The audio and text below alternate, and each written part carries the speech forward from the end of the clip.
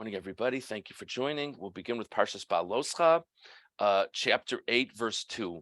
So Hashem begins the parsha. If you remember, the last parsha ended off with various counts. Well, not counts of Jewish people, various dedications by the heads of tribe to the dedication of the Mishkan. So we're still clearly on the topic of the Mishkan, and we've had Mishkan references in the previous two parshios. And now God says to Moshe, Daber el Aaron v'yamarto, I love, speak to Aaron and say to him,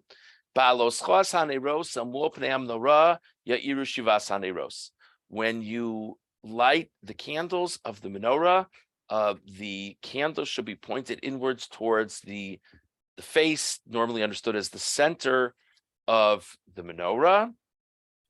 Verse 3, Vayaskena Aaron, that's what Aaron did. He lit the candles in that manner. Kasher tzivu Hashem es Moshe, like God commanded Moshe. Verse 4, the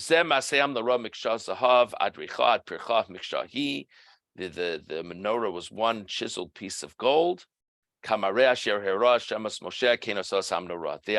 Moshe made the menorah in the manner in which God demonstrated it to Moshe. Okay.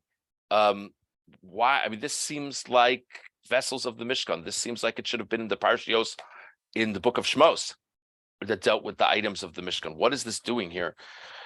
Okay, so the Ramban on Pasuk Beis starts off by citing Rashi. Lama nisbacha parshas hamenorah lachanukas hanasiyim. Why is the topic of the menorah adjoined to the dedications of the heads of tribes? So Rashi says, Kishira Aaron chanukas hanasiyim chol shadato. When Aaron saw that the heads of each of the 12 tribes, other than the tribe of Levi, were bringing offerings, he got distressed.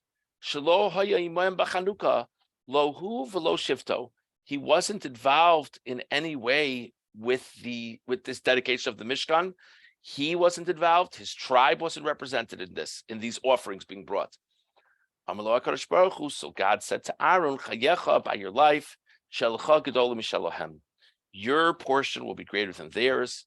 Sha'ata madlik umeitiv es haneros boker va'erev. You will light and prepare the candles morning and night. That's what Rashi says based on a medrash.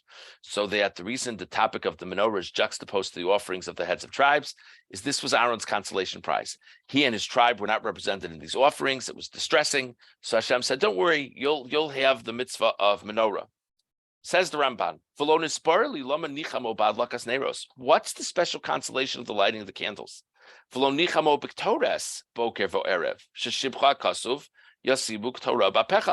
about talking about the lighting of the incense? That was a nice avodah the Kohanim did. In fact, when there are brachos given to the different segments of Klal Yisrael, the tribe of Levi is given that specific bracha, that they'll have the merit to light the incense. You could have spoke about any of the offerings. Wow, you want something good? Talk about the service of the Kohen Gadol on Yom Kippur. It's even more specific. It's not just Kohanim, it's Kohen Gadol. Aaron is upset. He didn't bring an offering. Aaron feels bad. He didn't bring an offering like the other heads of tribes. Let God tell him, don't worry. You're going to serve in the inner sanctum on Yom Kippur when no one else can.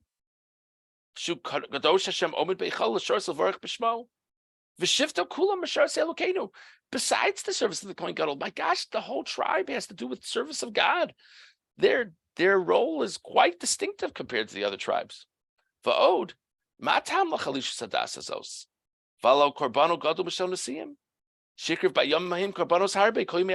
first of all, I don't understand why the menorah is specifically consolation prize. You could have looked at anything the Kohanim or the Kohen Gadol does as a consolation prize. Second of all, consolation for what?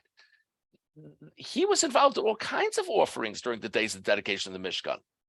So it's not even like he's not involved in offerings. Maybe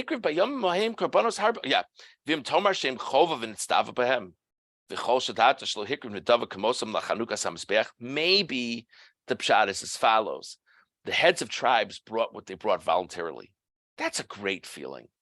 That's a great feeling to bring things and to be generous when no one's telling you to do it. And whatever Aaron does is always by instruction of God. So maybe what he was distressed by is he never had the opportunity to kind of step up in that unique way. Gam hadlakas neiros shenicha moba chovav and. That's an interesting pshat, that what distressed him was that everything he did was always better. He was instructed to do it. But then what's the constellation of the candles? That's also an instruction from God. Aval inyan hagada azu litros remes min parsha al chanuka shoneiros shahaisa b'vayisheni al yidei Aaron uvanav. Very, very famous Ramban. The Ramban says that what this medrash is alluding to is not the candles of the Mishkan. What this medrash is alluding to has to do with the candles in the days of the Second Temple through Aaron's descendants. Ritzoni Lomar Chashmonoi Kohen Gadol Uvanav. The story of the Maccabees, or the Chashmonoim, that were the descendants. They were Kohanim, of course. They were the descendants of Aaron. So now he brings a version of a medrash as follows: Reisi b'medrash kiven sheikrivu shneim asar. Hold on, shvatim v'lo hikriv Levi. Being that the 12 tribes all brought things on these days of dedication, the tribe of Levi hadn't brought anything. Amalo HaKadosh Baruch Hu Moshe, Hashem says to Moshe, Daber el Aaron v'yamar toy love. Speak to Aaron and say to him, Yesh Chanukah Acheres, Sheyesh ba hadlakas neiros, v'ani osavo liYisrael ayedei bonecha nisim u'tshua.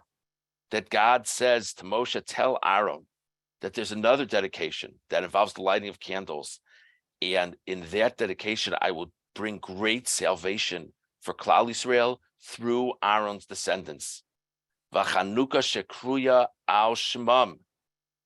My gosh, the whole holiday is called Chanukah, like dedication. V'Chanukah space chashmonoi. Lefikach chichs misparch shazu, lefarshas Chanukah samizbeach. And therefore, this section is joined to the dedication of the altar, because there would be a time where the descendants of Aaron in the Hanukkah story would rededicate the Beis HaMikdash.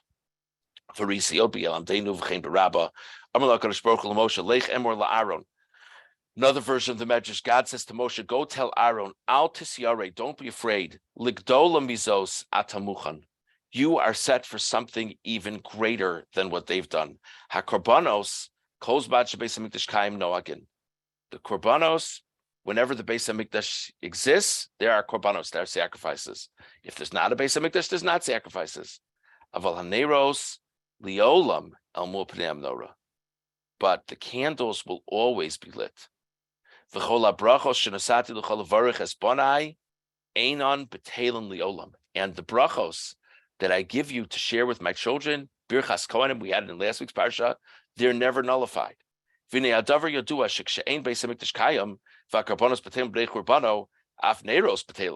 strange medrash. What are you talking about? That, the candles always happen. What do you mean the candles always happen? If there's no Beis HaMikdash, there's no sacrifices. And I don't know. I feel bad. We have like an insignia with a menorah on our building, but we don't light the menorah every day. Avalo Ramzu El Neros Chanukas Chashmonoi. So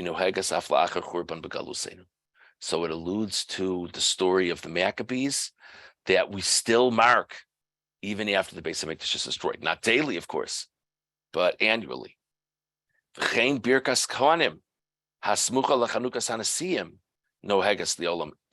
the way, now think about it this way. This message is fascinating, because what are the two bookends around the dedications of the Nesiim, of the heads of tribes? We're talking now about the candles, and we're explaining that that's a reference to the Hanukkah story, which we still look back on. But what's the section immediately before the dedication of the Nesiim? Birchas Kohanim in last week's parsha. And there's still limits for the Kohanim to do Birchas Kohanim. Okay, now we're going to skip a little bit now in the Ramban. And what we'll do now is we'll jump ahead, skipping about 10 lines or so. The Ramban now says, the way to look at the sequence in the parshas is as follows. the Torah wants to come along here and finish the discussion in terms of sacrifices that we began in Sefer Vayikra. And all the things that would be done in the tent of meeting. It said near the end of the book of Shmos, you should command the Jewish people, and they should bring this pure oil to you. When it talked about the pure oil, which was going to be used for lighting, it didn't mention the menorah at the end of Sefer Shmos. Vein ha-menorah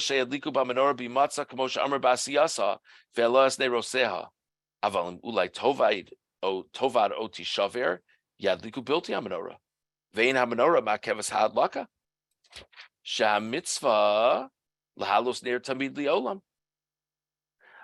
So this is very interesting. The Ramban says that if you only look at the instruction at the end of Shmos about bringing forth the oil and lighting candles, what that implies is if there's the formal menorah around, wonderful. And if something were to happen to the original menorah, they just light candles. That's what it implies. Then in Sefer